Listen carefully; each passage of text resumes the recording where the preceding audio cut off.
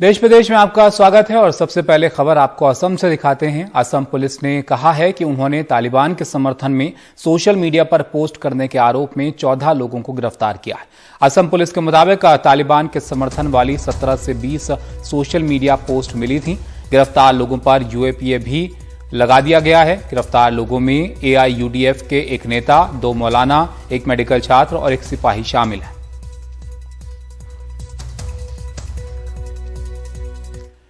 महाराष्ट्र की आंगनवाड़ी सेविकाएं अब सरकार के दिए गए मोबाइल फोन वापस लौटा रही हैं। 2019 में मिले इन फोन्स की खराब क्वालिटी के साथ ही जिस एप्लीकेशन का इस्तेमाल करना है वो सही से काम नहीं करती है, यानी फोन दिए जाने के बावजूद सेविकाएं बिना फोन के ही काम करने को मजबूर हैं।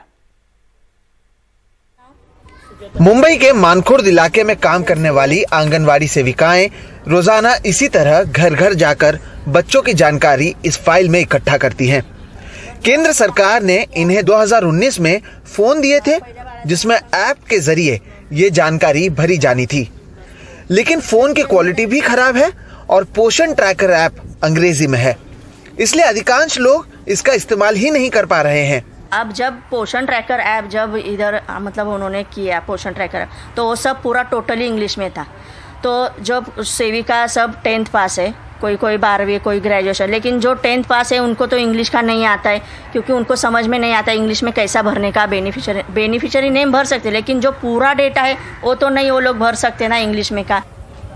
अधिकांश सेविकाओं ने अब फोन का इस्तेमाल करना बंद कर दिया है।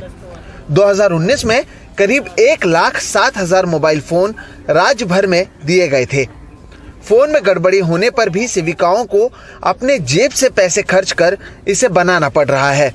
जब हमारा मोबाइल खराब होता है तो जो खर्चा आता है वो हमको हमारे पेमेंट से करना पड़ता है।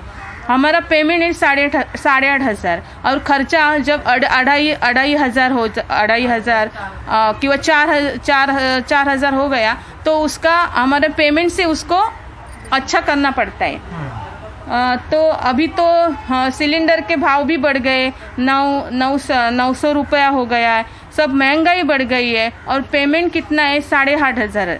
उस पर हमको कभी कभी रजिस्टर का खर्चा लगता है, कभी कभी ज़्यादा जेरोक्स निकालने पड़ते हैं और ये मोबाइल का रिचार्ज करना पड़ता है। ये सब हमारे पेमेंट से नहीं होता है।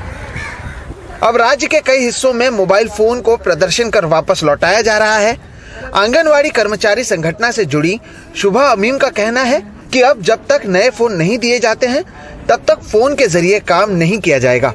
अभी हमारी मांग ये है कि लेटेस्ट वर्जन जो भी होगा जिसमें सारे ऐप्स जो ये ICDS के काम के लिए ज़रूरी है वो सारे ऐप्स जो है वो जिसमें समा सकते हैं, जिसमें अच्छे से फास्ट काम हो सकता है, क्योंकि 12-12 घंटे बैठ के वो मोबाइल लेके बैठने का इनके पास टाइम नहीं है।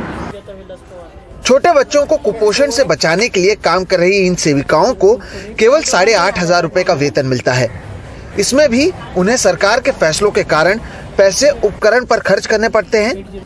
समाज में लोगों की परेशानी को कम करने वाले लोग अब खुद सरकार की वजह से परेशान हैं। मुंबई से कैमरा पर्सन राजेंद्र दयालकर के साथ सोहित मिश्रा, NDTV इंडिया। राजस्थान में केंद्रीय मंत्री भूपेंद्र यादव के नेतृत्व में बीजेपी की जन आशीर्वाद यात्रा शुरू हो गई है। वहीं राजस्थान की पूर्व मुख्यमंत्री वसुंधरा राजे की भी अब यात्रा के पोस्टरों पर वापसी हो गई है। अलवर, अजमेर और जयपुर में भाजपा की जन आशीर्वाद यात्रा। मोदी सरकार में मंत्री बनने के पहले भूपेंद्र यादव संगठन के कार्यों में ज्यादा व्यस्त नजर आए हैं, लेकिन इस बार उन्हें इस जन आशीर्वाद यात्रा का चेहरा बनाया गया है। अलवर, जयपुर और अजमेर में इस जन आशीर्वाद यात्रा में भाजपा ने एकजुटता का संदेश दिया है। वसुंधरा राजे का चेहरा पोस्टर्स में वापस लौट के आ गया है। वो खुद यात्रा में मौजूद नहीं रही, लेकिन राजस्थान में भाजपा के सभी नेता यात्रा में नजर आए और संकल्प यही था कि 2023 के चुनाव में 2/3 बहुमत से सरकार बनाना है। लेकिन क्या इस चुनाव में मुख्यमंत्री के दावेदार भूपेंद्र यादव रहेंगे? उन्होंने इस सवाल से इनकार कर दिया है। मौजूदा में हमारी टीम राजस्थान बहुत अच्छा काम कर रही है और राजस्थान में हम निश्चित रूप से आने वाले समय में चुनाव में भारतीय जनता पार्टी की सरकार। क्या लगता है आपको कि राजस्थान और हरियाणा में CM के उम्मीदवार पे आपका ही नाम होगा? मैं नहीं हूँ, ना मेरी कोई दावेदारी है। ये सब निराधार और गलत है।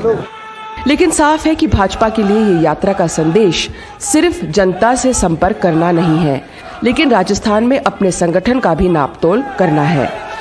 जयपुर से हर्षा कुमारी सिंह, एनडीटीवी इंडिया।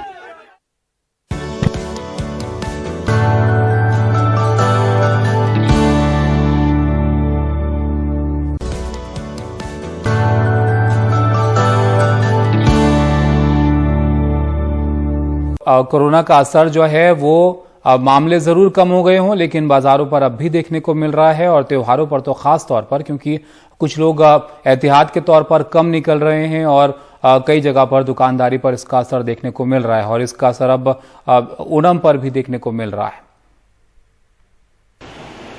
तिरुवनंतपुरम में वर्णम केटरर्स ओणम साद्या बनाने की तैयारी कर रहे हैं। इस त्योहार के दौरान अमूमन उन्हें दम मारने की फुर्सत नहीं होती है और 1000 लोगों तक का खाना तैयार करने के ऑर्डर मिलते हैं, लेकिन इस बार 50 से भी कम लोगों के लिए खाने के ऑर्डर आए हैं। बहुत से केटरर्स ने अपना कारोबार ही छोड़ दिया है। कोरोना के कारण हमें बुरे दिन देखने पड़ रहे हैं। पहले यहाँ 40 लोग काम करते थे, अब बस 5 रह गए हैं। लोग ऑटो चालक, पेंटिंग जैसे दूसरे पेशों में नौकरियां ढूंढ रहे हैं।